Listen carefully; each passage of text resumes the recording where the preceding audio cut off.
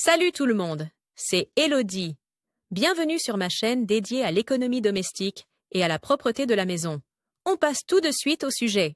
La raclette à la Saint-Sylvestre est une tradition en Allemagne depuis de nombreuses années. Bien sûr, on pourrait aussi manger de la raclette à d'autres occasions, mais qui le fait? De plus, la raclette est tout simplement le repas de fête parfait, car tout le monde peut participer à la découpe et à la cuisson. En outre, avec quelques gestes rapides, il n'y a presque plus rien à nettoyer, ce qui est particulièrement agréable le lendemain de la fête du Nouvel An. En effet, qui a envie de commencer la nouvelle année en faisant le ménage? Nous te montrons donc ici comment nettoyer ta raclette sans trop d'efforts. Si le revêtement anti-adhésif de tes poêlons à raclette n'est plus tout à fait fonctionnel, tu peux simplement les graisser avec une fine couche d'huile alimentaire lors de la prochaine utilisation. Tu éviteras ainsi que la nourriture ne s'incruste et tu faciliteras ainsi le nettoyage. Prévenir le pire.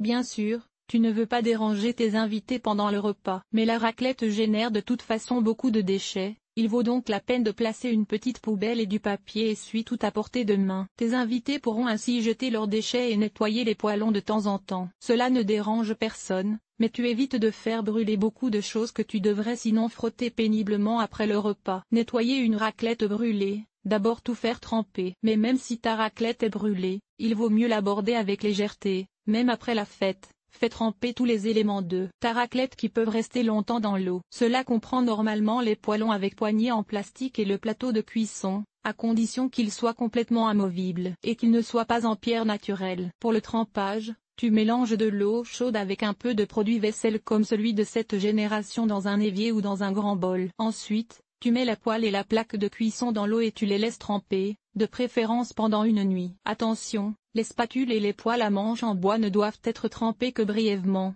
sinon elles risquent de gonfler. Comme le bois ne convient pas non plus au lave-vaisselle, il vaut mieux laver ces spatules à la main. Laver correctement le grill à raclette et les poêlons à raclette avec revêtement anti-adhésif. Le lendemain matin, tu peux rincer les poêlons et le grill à raclette avec un revêtement anti-adhésif avec une éponge. Il ne faut en aucun cas les frotter avec un grattoir métallique, car celui-ci détruit le revêtement. Tu peux aussi les mettre au lave-vaisselle. Si tu n'es pas sûr que tous les éléments passent au lave-vaisselle, consulte le mode d'emploi. Nettoyer la pierre à raclette. Les plaques de grill en pierre naturelle doivent être nettoyées avec un peu plus de précaution, car leurs pores peuvent s'imbiber d'eau. La pierre à raclette ne doit donc pas rester trop longtemps dans l'eau et ne doit pas non plus être placée dans le lave-vaisselle. Des changements de couleur durables sont d'ailleurs normaux pour une pierre naturelle. Elle ne supporte pas les produits de nettoyage agressifs et peut être rayée. Pour nettoyer ton bloc raclette, tu racles rapidement les restes d'aliments avec une spatule en bois après le repas. Ensuite, tu retires le plateau de la raclette et tu le rinces à la main dans l'évier avec un peu de liquide vaisselle. Ensuite, il faut bien l'essuyer. Nettoyer la spirale chauffante de la raclette. En raison de son alimentation électrique,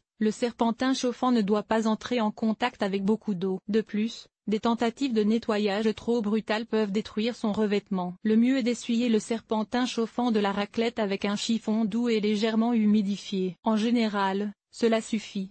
Si tes invités ont empilé les friandises trop dans leur poêlon et que la spirale chauffante est recouverte de fromage incrusté ou d'autres restes de nourriture, tu peux acheter un spray dégraissant en droguerie. Il suffit de le vaporiser et de le laisser agir pendant 30 minutes ou selon les instructions, avant de l'essuyer avec les saletés. Cet article a-t-il été utile? Comment et où préfères-tu acheter tes produits ménagers? Lire la suite. Comment nettoyer les chiffons et les éponges pour qu'ils soient exempts de germes? Nettoyer les gobelets à café to go et les bouteilles d'eau. Voici comment faire enlever l'odeur de poisson de la cuisine. Comment nettoyer les armoires de cuisine. Nettoyer le mixeur et le thermomix. Comment nettoyer un évier en granit. Nettoyer une plaque vitrocéramique. Nettoyage extérieur. Nettoyer la salle de bain. Laver le sol et les surfaces. Famille organisée. Le ménage. Entretien des vêtements. Nettoyer la cuisine. Agir de manière durable. Linge.